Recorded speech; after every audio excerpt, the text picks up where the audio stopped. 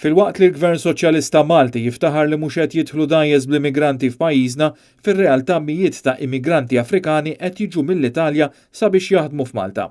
Dan joħroġ minn sensiela ta' intervisti li saru mill-ġurnal Taljan Corriere della Sera hekk kif kruta dan il-ġurnal kien f'Malta biex jinvestigaw is-sitwazzjoni.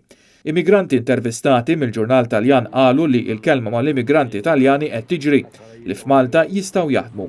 U għalkemm dawn qed jaħdmu għal 3 jew 4 euro fis-sija f'kundizzjonijiet li huma ftit aħjar minn dawk ta' il-sira, għall-immigranti dawn il-kundizzjonijiet huma attraenti ħafna. Il-ġurnal ikompli li filwaqt li pubblikament il-gvernijiet tal-Italja u ta' Malta jidhru jikkustinjaw fuq l-immigrazzjoni, iż-żewġ pajjiżi huma komdi bis-sitwazzjoni.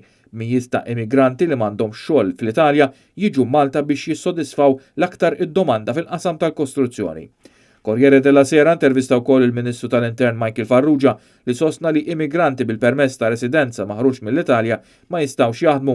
Iżda f'intervista oħra l-avukat Ahmed Bugri sostna li hemm bejn 4,000 u 6,000 immigrant, iktar minn 90% tal-immigranti Afrikani li jaħdmu fis-settur tal-kostruzzjoni f'Malta ġejjin mill-Italja. Dawn l-immigranti fil-waqt li huma realtà kbira s-settur tal-bini ma huma reġistrati imkien u ħadd mill-awtoritajiet ma jaf bihom.